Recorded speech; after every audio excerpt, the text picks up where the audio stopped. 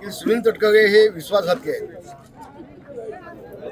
ज्यांनी ज्यांनी त्याला मोठं केलं त्यांनाच संपवण्याचं काम हे तटकरे करत असतात.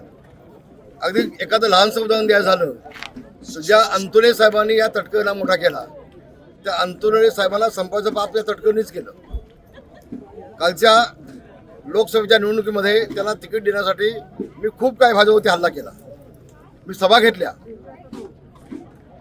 आणि जवळजवळ 20 दिवस त्यांच्यासाठी मी बाहेर पडलो आणि निवडून आणलं त्यांना. खेडमध्ये घड्याळावरती आमच्या लोकांनी कधी आतापर्यंत बटन दाबलं नव्हतं. 80,000 मतांनी त्यांना आणि ऐन वेळेला त्यांनी निवडणुकीला आम्हाला धोका दिला आणि त्यांचे जेवढे चिल्ले पिल्ले आहेत त्या तालुक्यामधले मतदारसंघामधले, मंडणगडचा तालुका असू देत, त्यांचा दापोलीचा असू देत किंवा बाबाजी जाधव असू देत, या सगळ्यांनी माझ्या योगेश दादाला पाडण्याचा प्रयत्न केला आणि म्हणून इथे होऊ शकली नाही. इथं म्हणून राष्ट्रवादीची इथे झाली नाही. एक गोष्ट तटकरेंच्या वतीमध्ये मला आणखी खटकली. दादा आपल्यातून गेले नाही, अतिशय वाईट झालं. महाराष्ट्रावरती घाला घातला अचानक काळानं आणि काळ आमच्या दादाने घेऊन गेला. पण दादा गेल्यानंतर सुनील तटकरेंनी जे गलिच्छ राजकारण केलं शरद पवार साहेबांना श्रेय देण्यासाठी, ते महाराष्ट्राला लाजिरवाणं आहे. अजितदादांची